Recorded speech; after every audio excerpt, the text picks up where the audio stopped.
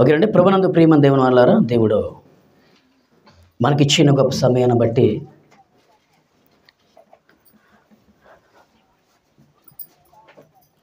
ఈరోజు ఇర్మీయా గ్రంథము 6వ అధ్యాయం వచనం 16, 17 వచనాలు ఈరోజు ధ్యానిద్దాం. ఇర్మీయా గ్రంథము 6వ అధ్యాయము పేజ్ నంబర్ 632. ఏమండి, జాగ్రత్తగా చూద్దాం, జాగ్రత్తగా ఆలోచిద్దాం. ఇర్మీయా గ్రంథము 6వ అధ్యాయము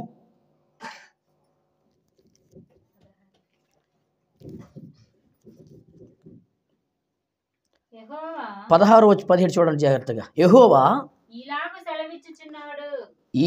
సెలవిచ్చుచున్నాడు. ఏమండి, ఎవరికి ఇస్తున్నాడు సెలవు? అయినా ఇశ్రాయేలీల ప్రజలకి ఇస్తున్నాడు. ఏమని ఇస్తున్నాడు? ఇశ్రాయేలీల ప్రజలకి పరమతండ్రి అయిన దేవుడు ఈలాగున సెలవిచ్చుచున్నాడు అని ఇర్మీయా ప్రవక్త గారు రాయించబడిన, ఆయన ద్వారా రాయించబడిన, ఆయన చేత రాయించబడిన గ్రంథం ఇది. జాగ్రత్తగా మనం ధ్యానం చేద్దాం. యెహోవా ఈలాగు సెలవిచ్చుచున్నాడు. ఏమని చూడండి. మార్గములలో నిలిచి చూడుడి. ఏముంది బైబిల్లో? ఏమండి, మార్గములలో నిలిచి చూడండి. ఇంతకీ ఈ వచనములో ఉన్న వాస్తవం ఏంటి? ఇర్మీయా ప్రవక్త ఇశ్రాయేలీయులకి ఒక పాఠాన్ని, ఏమంటే కొన్ని వందల సంవత్సరాల క్రితం, అనగా క్రీస్తుకు పూర్వకాలంలో ఇశ్రాయేలీయుల ప్రజలందరికీ ఒక పాఠాన్ని ప్రవక్త నేర్పిస్తున్నాడు. ఒక పాఠాన్ని ఏమిటి చెప్తున్నాడు. ఆ పాఠం పేరు ఏటయ్యా అంటే మార్గములలో నిలిచి చూడండి. బాగుంది. ఏమండి, ఆ పాఠం పేరేం పేరు? మార్గములలో నిలిచి చూడండి.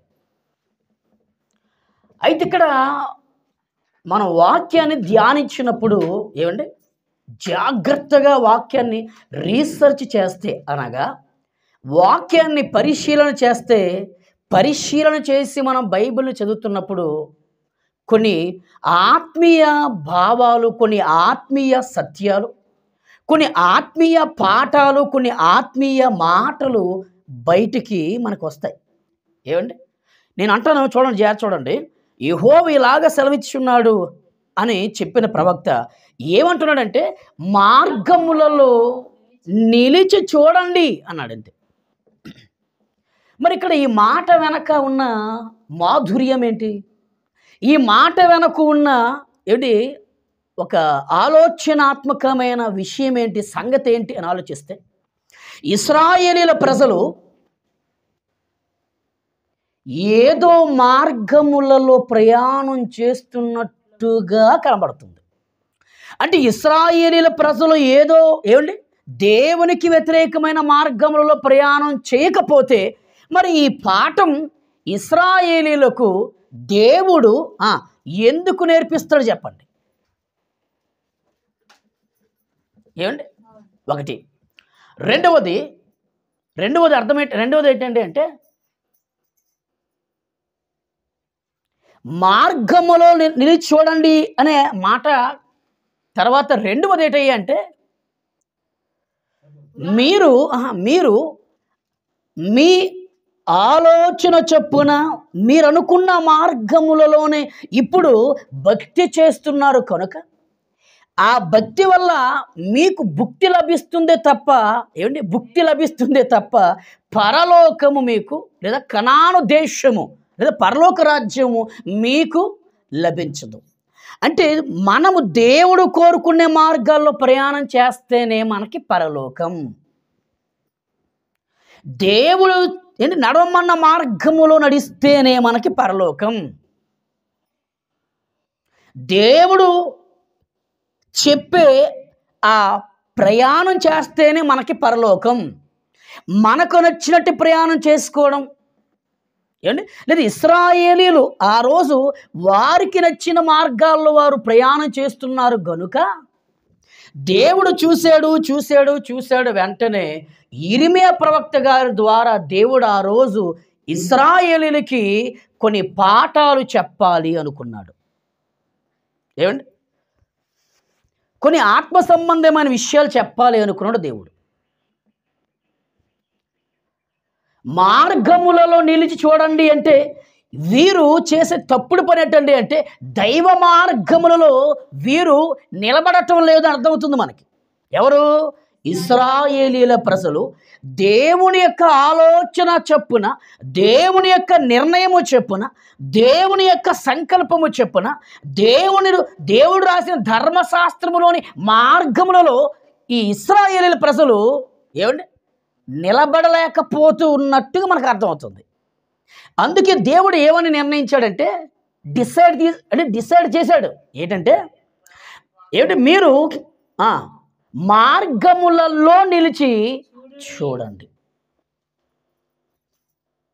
అంటే కంపల్సరిగా ఆ రోజు ఇశ్రాయేలీయులందరూ కూడా మార్గము అంటే అర్థం ఏంటి?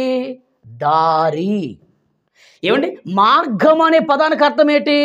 త్రోవ. మార్గం అనే పదానికి అర్థం ఏంటి? బాట. ఇన్ని ఒక పదానికి ఇన్ని పర్యాయ పదాలతో కూడుకున్న పదమే ఒక బంగారపు మార్గం.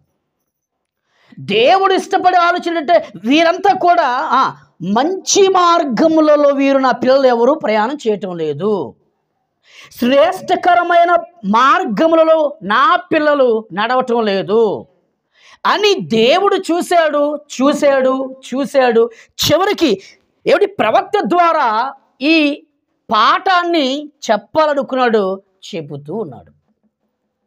ఏమండి, ఈరోజు గమనించండి, క్రైస్తవులు ఎలా మారిపోయారంటే నా దారి నాది, నీ దారి నీది. ఏమండి, ఆలోచించండి. కానీ మేమైతే దేవుని దారిలోనికి వెళ్ళవలసిన అవసరము లేదు. మా దారి వేరు. ఏమండి, మా దారిలో అన్ని సుఖ సౌఖ్యాలతో భోగేచ్ఛలతో కూడుకున్నవన్నీ మమ్మల్ని సంతోషపరిచేవన్నీ మేము అనుకున్న మార్గములో, మేము నడిచే మార్గాల్లో ఇవన్నీ ఉంటాయి. కానీ అంటున్నారా, కానీ దేవుడు నడవమన్న మార్గం, దేవుడు నడవమన్న ఆ త్రోవలో మాకు కష్టాలు ఉంటాయి, బాధలు ఉంటాయి, శ్రమలు ఉంటాయి, నిందలు ఉంటాయి, శోధనలు ఉంటాయి. అందుకే ఏమండి, మాకు నచ్చే మార్గాల్లో మేము ప్రయాణం చేస్తే మాకంతా కూడా సుఖమే తప్ప దుఃఖాలు అస్సలు ఉండవనుకుంటూ ఆ రోజు ఇశ్రాయేలీయులు వారికి నచ్చిన మార్గాల్లోనే ప్రయాణం చేసేవారు. కనుక దేవుడు ఎంత చూశాడండి, చాలా రోజులు బట్టి చూస్తూ ఒక నిర్ణయానికి వచ్చేసాడు. ఒక నిర్ణయానికి వచ్చాడు. ఏంటయ్యా నిర్ణయం అంటే మార్గములలో నిలిచి చూడండి అన్నాడు. ఎందుకు ముందు మార్గములలో నిలిచి చూడండి. మార్గం అంటే ఏం చెప్పాను? దారి. మీరు ఏ దారిలో అయితే వినండి, ఏ దారిలో అయితే ప్రయాణం చేస్తున్నారో అదే దారిలో నిలబడి ఒక్కసారి చూడండి. మీరు వెళ్తున్న దారి మంచిదో చెడ్డదో, మీరు ఎంచుకున్న మార్గము దేవునికి మహిమార్థకరంగా ఉందో లేదో చూడాలి. వారు ప్రయాణం చేసే మార్గము దేవుని ఘనపరిచే విధంగా ఉందో లేదో చూడాలి. ఏమండి, ఆలోచించండి. అందుకే మార్గములలో నిలిచి చూడండి అన్నాడు. రెండవది ఏం చెప్పాడు దేవుడు అంటే పురాతన మార్గం.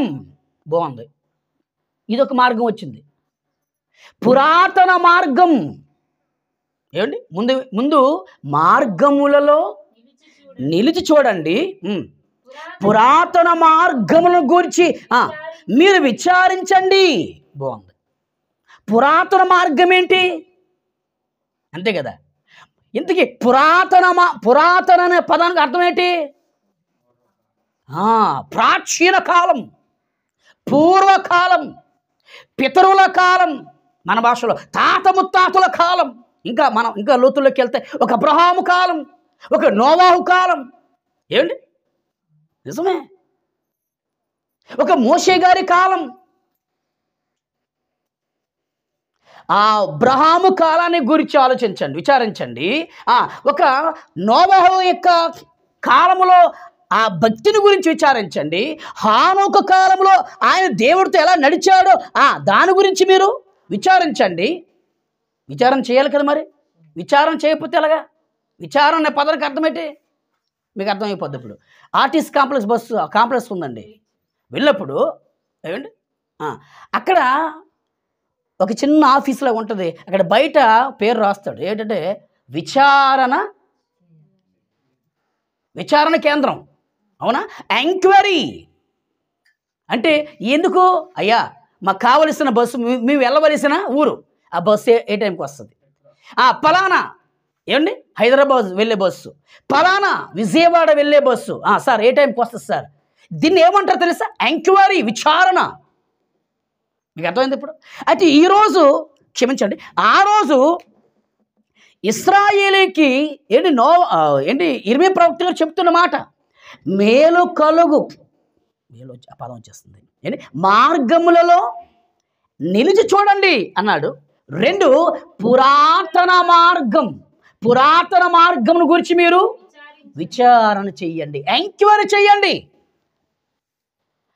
ఏంటి ఆ పాత మార్గం గురించి మనకెందుకు, ప్రాచీన మార్గం గురించి మనకెందుకు, పురాతన మార్గం గురించి మనకెందుకు, పూర్వకాలపు భక్తుల మార్గం గురించి మనకెందుకు? అంతే కదండి.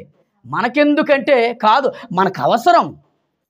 ఒక నోవాహు దేవుని యొక్క మార్గములో ఎలా నడిచాడో మనం విచారణ చేస్తే జవాబు వస్తుంది. ఒక నోవాహు ఏమండి దేవుడు చెప్పిన మాట ప్రకారం ఎలా నడిచాడో మనం ఎంక్వైరీ చేస్తే మనకు కొంత జవాబు వస్తుంది. ఒక హానోకు దేవుని మార్గంలో ఎలా నడిచాడో, హానోకు యొక్క జీవితాన్ని, హానోకు యొక్క భక్తి విధానాన్ని మనం విచారణ చేస్తే, ఎంక్వైరీ చేస్తే, పరిశీలన చేస్తే మనకు కొంత జవాబు దొరుకుతుంది. ఏమండి? ఒక అబ్రహాము గారి భక్తి జీవితం ఆయన ఎలా దేవుని మార్గంలో నడిచాడు. ఒక ఇస్సాకు జీవితం ఆయన కూడా దేవుని మార్గంలో ఎలా నడిచాడు. ఒక యోసేపు గారి జీవితం ఆయన కూడా దేవుని మార్గంలో ఎలా నడిచాడు. ఒక మోషే గారి జీవితం ఆయన కూడా దేవుని యొక్క మార్గంలో ఎలా నడిచాడు. ఒక యెహోషువ ఆయన కూడా దేవుని మార్గంలో ఎలా నడిచాడు. ఏమండి? ఒక కాలేబు గారు ఆయన కూడా దేవుని మార్గాల్లో ఎలా నడిచాడు. ఇవన్నీ ఏంటంటే పురాతన మార్గములో భక్తుల యొక్క జీవిత వృత్తాంతపు మార్గములు. అందుకే ఏమన్నాడు? మార్గములలో నిలిచి చూడండి, 1. 2, పురాతన మార్గములను గురించి విచారించండి. విచారణ చేయకపోతే, ఎంక్వైరీ చేయకపోతే మనకి కొంత జవాబు మనకి రాదు. ఏ బస్సు ఎక్కాలో, ఏ ఊరు వెళ్ళాలో, నువ్వు వెళ్ళే ఊరి బస్సు ఎప్పుడు వస్తుందో నీకు తెలియాలంటే ఎంక్వైరీ రూమ్ దగ్గరికి వెళ్ళి అక్కడున్న సార్ను కొనుక్కోవాలి. బస్ టైం చెప్పే ఒక సార్ ఉంటారు ఇక్కడ, పెద్ద ఆయన కొనుక్కోవాలి. కనుక్కుంటే ఆయన చెప్తాడు కంపల్సరీగా, పలానా ఈ ఊరు దాటింది, పలానా 10 గంటలకు వస్తుంది బస్సు, లేదా బస్సు కొద్దిగా ఆలస్యమైంది, ట్రైన్ ఒక అరగంట ఆలస్యం అయ్యింది, అవునా చెప్తాడు. ఏమండి? అలాగే మనం కూడా వినండి, అలాగే మనం కూడా ఎలా ఉంది ఈరోజు మన మార్గం? ఏ మార్గములలో మనం ప్రయాణం చేస్తున్నాం? ఏమండి? మనకి నచ్చిన త్రోవలో నడుస్తున్నామా, లేకపోతే దేవుడు ఇష్టపడే త్రోవలో నడుస్తున్నామా? మనకి నచ్చే మార్గంలో ప్రయాణం చేస్తున్నామా, లేదా దేవుడు ఇష్టపడే మార్గములలో ప్రయాణం చేస్తున్నామా అనేది మనము కూడా మన భక్తి జీవితాన్ని మనమే పరిశీలన చేసుకోవాలి, విచారణ చేసుకోవాలి. మనకు మనమే ఎలా ఉన్నామో, ఏ మార్గంలో ప్రయాణం చేస్తున్నామో అనేది మనకు మనమే ప్రశ్న వేసుకోవాలి. అలా ప్రశ్న వేసుకుంటే మనం ఏ మార్గములలో ప్రయాణం చేస్తున్నాము అనేది జవాబు మనకి అందుబాటులోనే ఉంటుంది. మీకు ఇప్పుడు అర్థం అవ్వాలి. ఏమండి, ఇప్పుడు ఈ వచనంలో 2 విషయాలు, 2 పాఠాలు ఇర్మియా ప్రవక్త గారు ఇశ్రాయేలుకి నేర్పుతున్నాడు. ఒకటి, ఇశ్రాయేలీయులారా మార్గములలో నిలిచి చూడండి. ఎందుకు చూడాలి అంటే పురాతన మార్గం ఉంది, పూర్వకాలపు మార్గం ఉంది, ప్రాచీన మార్గం ఉంది. మరి ఆ ప్రాచీన మార్గములో, ఆ పురాతన మార్గములో ఏమండి ఎవరు ఏంటి అసలు దాని వెనక సారాంశం ఏంటి, వాటి సారం ఏంటి అని ఆలోచిస్తే ఆ పురాతన మార్గములో, ప్రాచీన మార్గములో భక్తులు ఉన్నారు. భక్తులు ఎవరయ్యా భక్తులు అంటే నేను చెప్పుకున్న లిస్టు ఏమండి, ఇది చెప్పుకోలేదా? హేబేలు మొదలుకొని, పాయింట్ క్యాచ్ చేయండి, హేబేలు మొదలుకొని ఏమండి ఒక మలాకి ప్రవక్త వరకు ఏంటది అంటే పూర్వకాలమే, ప్రాచీన కాలమే. అబ్రహాము కాలం చెప్పారు కదా, దావీదు గారి కాలం, సొలొమోను గారి కాలం. ఏమండి ఆ కాలములలో వారు మంచి మార్గాన్ని ఎన్నుకున్నారు. మంచి మార్గంలో నడవడానికే వారు ఎంపిక చేసుకున్నారు. అందుకే ఇక్కడికి వచ్చేసరికి, ఇర్మియా గ్రంథం దగ్గరికి వచ్చేసరికి ప్రియులారా, ఇర్మియా గారు ప్రవక్తగా దేవుడు ఇచ్చిన అభిషేకాన్ని చక్కగా ఆయన వాడుకుంటూ సేవకుడిగా, మంచి దైవ సేవకుడిగా ఆయన వాడబడుతున్న సందర్భంలో, మంచి సేవకుడిగా వాడబడుతున్న కాలంలో ఏం జరిగిందయ్యా అంటే, ఏం జరుగుతుంది అంటే, ఇశ్రాయేలీయులు మార్గాన్ని తప్పే వారుగా ఉన్నారు. మార్గం తప్పి తిరుగుతున్నారు. దైవ మార్గాన్ని వదిలారు. ధర్మశాస్త్ర సంబంధమైన మార్గాన్ని వదిలారు. కొన్ని కట్టుబాటులు అనే మార్గాన్ని వదిలారు. ఒక దైవ సిద్ధాంతం అనే మార్గాన్ని వదిలేశారు. అందుకే ఎవరైతే వదిలారో, ఎన్ని వందల మంది ఇశ్రాయేలు సంఘం అయితే వదిలారో, ఆ దృశ్యాన్ని దేవుడు చూశాడు. చూసిన తర్వాత అందుకే ప్రవక్త ద్వారా కొన్ని పాఠాలు నేర్పించాలని దేవుడు ఒక డిసిషన్ తీసుకున్నాడు, ఒక నిర్ణయం తీసుకున్నాడు. కనుక ఇర్మియా ప్రవక్త ద్వారా దేవుడు ఆ రోజు ముఖాముఖిగా ఇర్మియా సేవకుడి ద్వారా మాట్లాడడం ప్రారంభించాడు. పురాతన మార్గము అన్నాడు ముందు. 2, పురాతన మార్గములో నిలిచి చూడండి అన్నాడు. ఎందుకు చూడాలి, ఎవరిని చూడాలంటే భక్తులు, వారి ఆత్మీయ భక్తి జీవితం, వారి జీవిత వృత్తాంతం, వారి యొక్క మార్గము, ఆ మార్గం ఏ మార్గంలో వారు ప్రయాణం చేశారో, ఏ మార్గంలో వారు మంచి భక్తిని చేశారో, ఏ మార్గాన్ని వారు కొనసాగించారో, ఆ భక్తుల యొక్క భక్తిని ఒక్కసారి విచారణ చేస్తే మనకి ఈరోజు అర్థమైపోతుంది. ఏమండి, 3వ పాఠం ఈ వచనంలో 3వ పాఠం ఏంటంటే, ఇర్మియా ప్రవక్త అంటున్నాడు ఇశ్రాయేలీయులతో, మేలు కలుగు మార్గమేది అని అడిగి అన్నాడు. ఏమంటే మేలు కలుగు మార్గమేది అని అడగండి అన్నాడు. అంటే మేలు కలుగు మార్గములలో ఆ రోజు ఇశ్రాయేలీయులు లేరు. మేలు కలుగు మార్గములలో ఆ రోజు ఇశ్రాయేలీయులు నడవటం లేదు. మేలు కలుగు మార్గములలో వారి భక్తిని కొనసాగించడం లేదు. ఇశ్రాయేలీయులు వారికి నచ్చిన మార్గాన్ని వారు ఎంచుకున్నారు. వారికి నచ్చిన మార్గములు ప్రయాణం చేయడం మొదలుపెట్టారు. వారికి నచ్చిన మార్గాన్ని వాళ్ళు ఇష్టపడ్డారు, ప్రయాణం చేస్తున్నారు, నడుస్తున్నారు, పరిగెడుతున్నారు. ఆ మార్గమే మాకు బాగుంది అనుకున్నారు, ఆ దారే మాకు బాగుంది అనుకున్నారు. ఇంతకీ ఏంటి వారు ఎంచుకున్న మార్గం ఏంటి తెలియాలి కదా మనకి, చెప్పమంటారా? ఇశ్రాయేలీయులు వారించుకున్న మార్గం, వారించుకున్న దారి ఏటంటే, జాగ్రత్త వినండి, తినడం, త్రాగడం, డ్యాన్సులు వెయ్యడం, విగ్రహాలని పూజించడం, ఆ విగ్రహాలకే బలులు అర్పించడం. అబద్ధం అనుకొని చెప్పండి, తప్పా రైటా? తప్పేనండి. రైటా?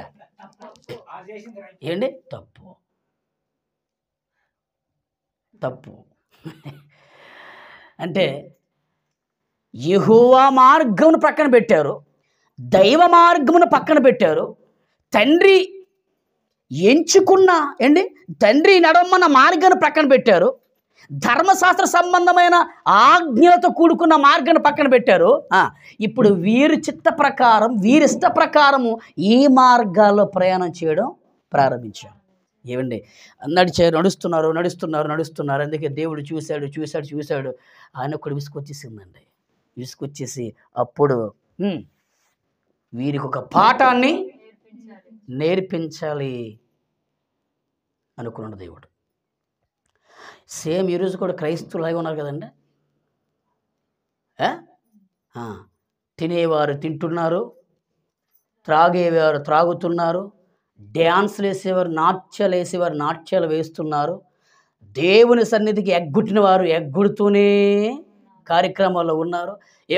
దేవుడు అంటే అస్సలు భయము కానీ, భక్తి కానీ, వినయము కానీ, విధేయత కానీ ఇవేవీ లేకుండా వారిష్టానుసారమైన మార్గాల్లో, వారికి నచ్చే మార్గాల్లో చాలామంది క్రైస్తవులు ఈరోజు ప్రయాణం చేస్తున్నారా లేదా? చేస్తున్నారు. మరి తప్పే కదండి. దేవుడు కోరుకున్న మార్గాన్ని మనం ఎంపిక చేసుకోవాలి. దేవుడు నడవమన్న మార్గాన్ని మనం ఎంచుకోవాలి. దేవుడు నడవమన్న ప్రయాణం చేయమన్న మార్గంలో మనం అందరం కూడా కష్టమైన ఆ మార్గములో ప్రయాణం చేయాలి. మీకు అర్థమైంది ఇప్పుడు? అందుకే యేసుక్రీస్తు వారు ఒక బంగారు మాట చెప్పారని చూడండి. ఎంత మంచి మాట చెప్పారు తెలుసా యేసుక్రీస్తు వారు. మత్తయి సువార్త స్పీడ్గా చూడండి. అందరూ చూడండి, తీయండి. మత్తయి సువార్త 7వ అధ్యాయము వచనం 13. మత్తయి సువార్త 7వ అధ్యాయం వచనం 13, 14. జాగ్రత్తనండి. మా కావాలి మటం వేయండి. ఇల్లు కాదు కదా. కూర్చోండి. ఏముంది బైబిల్లో? ఇరుకు ద్వారం. ద్వారం అంటే దారి. విన్నారా భక్తులారా? ఇరుకు చదవండి.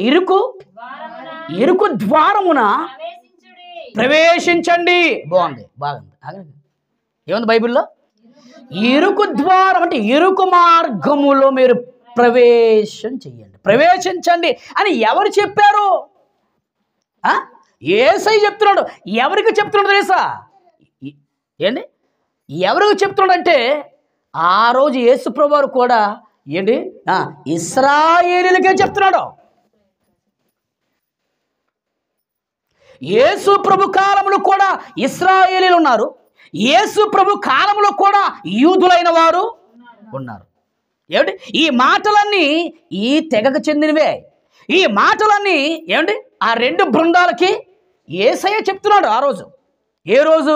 యేసు ప్రభువారు ఈ భూమి మీద బ్రతికున్న తండ్రి పనిలో ఆ తండ్రి పనిని చేస్తున్న ఆ కాలంలో యేసయ్య చెప్తున్న సూక్తులు, సూత్రాలు ఏమని? ఇరుకు మార్గము, ఇరుకు ద్వారమును ప్రవేశించండి. నాశనమునకు పోవ ద్వారము వెడల్పు అన్నాడండి. ఇంకో దారి వచ్చింది అక్కడ, ఇంకో ద్వారం ఉంది అక్కడ. మొదటి ద్వారం ఇరుకు ద్వారం. మీకు అర్థమైందా? ఇరుకు ద్వారం, అందులోనే మీరు ప్రవేశించండి అని చెప్పాడు. ఎందులో? ఇరుకు ద్వారం. మీకు అర్థమవుతుందా? ఇంకొక ద్వారం కూడా ఉంది అక్కడ. ఏంటి? నాశనమునకు పోవు ద్వారం. ఆ రెండు వినండి. ఆ రెండు ఇప్పుడు మన ముందే ఉన్నాయి, మన దగ్గరే ఉన్నాయి, మన మనస్సులోనే ఉన్నాయి, మన జీవితాల్లోనే ఉన్నాయి, మన కుటుంబంలోనే ఉన్నాయి. ఏవి? ఈ రెండు. ఏ రెండు? ఇరుకు ద్వారము కావాలా అన్నాడు. అయితే ఇరుకు ద్వారం కావాలి అంటే, ఇరుకు మార్గము కావాలంటే అందులో నడుము. లేదు మాకు నాశనమునకు పోవు ద్వారం కావాలంటే ఆ ద్వారం నీకేం నేర్పిస్తుంది తెలుసా? చూడండి, నాశనమునకు పోయే మార్గం అది వెడల్పుగా ఉంటుంది. ఏమండి ఆ దారి, అదిగో ఆ దారి ఎలా ఉంటుందండి? విశాలముగా ఉంటుంది. చాలా మంది ఈరోజు ఏంటి క్రైస్తవులు కోరుకుంటుంది ఒకటే, వినండి జాగ్రత్తగా, ఫ్రీడమ్ కావాలంట. ఏం కావాలండి? ఫ్రీడమ్ కావాలా నీకు? ఫ్రీడమా? ఫ్రీడమ్ అంటే అర్థం ఏంటి? స్వేచ్ఛ. స్వేచ్ఛ కావాలా? క్రైస్తవుడికి స్వేచ్ఛ లేదు. నేను చాలా సీరియస్ చెప్తున్నానండి. క్రైస్తవుడికి, అందరూ క్రైస్తవులు కాదు, దొంగ క్రైస్తవులు కూడా ఉన్నారులేండి, నిజమైన క్రైస్తవులకి స్వేచ్ఛ లేదు. ఏంటి? ఫ్రీడమ్ లేదు. కానీ ఈరోజు క్రైస్తవులు ఉన్నవారు చాలా మందికి ఫ్రీడమ్ కావాలి, నాకు ఫ్రీడమ్ కావాలి, నాకు స్వేచ్ఛ కావాలి, నాకు స్వేచ్ఛ కావాలి. స్వేచ్ఛ లేదు. ఏమండి? నేను ఫ్రీగా ఉండలేకపోతున్నాను, ఫ్రీగా తాగలేకపోతున్నాను, ఫ్రీగా చెప్పాలి తిరగలేకపోతున్నాను, ఫ్రీగా మాట్లాడలేకపోతున్నాను. ఏమండి? ఫ్రీగా మా స్నేహితులతో ఉండలేకపోతున్నాను, ఫ్రీగా సినిమాలకి వెళ్ళలేకపోతున్నాను, ఫ్రీగా జూదం ఆడలేకపోతున్నాను. అంటే అక్కడక్కడ దేవుని వాక్యం అడ్డేస్తుంది, సేవకులు అడ్డేస్తున్నారు. ఏమంటే సంఘానికి వచ్చిన మంచి విశ్వాసులు కూడా అడుగుతున్నారు, అయ్యా నువ్వు ప్రభు నమ్ముకున్నా కాదా, నువ్వు తాగుతున్నావు ఎటు నాయన, వద్దురా, దేవుడు కోమన్నారా? ఆడికి ఎలాగుంటారు ఇప్పుడు? ఏమో చూస్తారు రీలో, ఫ్రీడమ్ కోల్పోతుంది. ఏమండి? అదే అంటున్నాడు యేసుక్రీస్తు వారు, ఇరుకు ద్వారమును ప్రవేశించండి. నాశనమునకు పోవ ద్వారం ఎలాగుంటుంది అంటే, ఆగండి, నాశనమునకు పోవ ద్వారం ఏంటి? నరకం. నరకానికి వెళ్ళిపోయే దారి ఎలా ఉంటుంది తెలుసా? విశాలంగా ఉంటుంది. అంటే అర్థం ఏంటి? 10 మంది స్నేహితులు, 10 బీర్ బాటిళ్ళు, ఏమండి 10 మిర్చి ప్యాకెట్లు, అవునా? పుష్ప 2 సినిమా హాలు, మీకు అర్థమైంది ఇప్పుడు? లేకపోతే మొబైల్లో మెసేజ్లు, మొబైల్లో చాటింగ్లు. ఏంటివన్నీ? నాశనానికి తీసుకెళ్ళిపోయే, చెప్పాలడిగా, దారిది. అందులో నాశనానికి వెళ్ళిపోయే దారి విశాలంగా ఉంటుంది, పీస్ఫుల్గా ఉంటుంది, ప్రశాంతంగా ఉంటుంది, సంతోషంగా ఉంటుంది. ఏమండి? మీకు అర్థమవుతుందా? కానీ ప్రభు అంటున్నాడు చూడండి, నాశనమునకు పోవు దారి వెడల్పుగా ఉంటుంది. వెడల్పు ఎంత వెడల్పు కాదండి, గొప్ప హాయిగా ఉంటుంది, సమ్మగా ఉంటుంది. ఆ దారి విశాలమునై ఉన్నది, దాని ద్వారా, వినండి, దాని ద్వారా, దేని ద్వారా? విశాలద్వారము, విశాల మార్గము ద్వారా ప్రవేశించేవారు అనేకులు అని నా యేసయ్య చెప్పేశాడు. ఏమమ్మా మందిరానికి రావటం లేదు అంటే, నాకు విశాలమైన మార్గంలో ప్రయాణం చేయడం చాలా ఇష్టం ఉందయ్యా. అస్తమానికి వాక్యమా, అస్తమానికి ప్రార్థనలా, అస్తమానికి గృహకూడికలా, అస్తమానికి సువార్తలా, అస్తమానికి ఆరాధనలా, అస్తమానికి ఏమండి చర్చిలా. అయ్య బాబోయ్, ఏంటి అసలు లేరా అటువంటి సన్నాసులు ఏంటి సంఘాల్లో? అస్తమానికి ప్రార్థనలు ఏంటి మీకు? ఏమంటే అస్తమానికి వాక్యం ఏంటి మీకు? అస్తమానికి దేవుడు ఏంటి మీకు? ఆ అస్తమాన దేవుడు కాకపోతే ఎవడో? ఈరోజు మనమందరం కూడా బ్రతికి బట్ట కట్టగలుగుతున్నామంటే చెప్పాలి. ఈరోజు మనమందరము కూడా ఏంటి చక్కగా ఊపిరి తీసుకుంటున్నామంటే, ఈరోజు తినే ఆహారం చక్కగా జీర్ణం అవుతుంది అంటే, ఈరోజు చక్కగా మనమందరము కూడా ప్రయాణం చెప్పాలి చక్కగా జరుగుతుంది అంటే, ఏంటి దాని వెనకతో తండ్రి అని దేవుని మహా మహా మహా మహా దయ, ఆయన కృప, ఆయన ప్రేమ ఉంది. మర్చిపోయాడు క్రైస్తవుడు. అందుకని ప్రభు క్లారిటీ ఇచ్చేశాడు. అక్కడ ఏంటి, అక్కడ ఇరిమియా ప్రవక్తకు మాట చెప్పాడు చూడండి. అక్కడ పదండి మళ్ళీ 6:17 చూడండి. ఇప్పుడు 6:17